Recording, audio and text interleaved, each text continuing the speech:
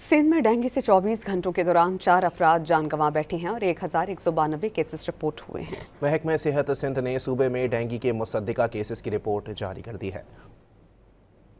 सिंध में डेंगू से 24 घंटों के दौरान 4 अफराद जान गंवा बैठे हैं और 1192 केसेस रिपोर्ट हुए हैं। महकमे सेहत सिंध ने सूबे में डेंगू के मुसद्दिका केसेस की रिपोर्ट जारी कर दी है।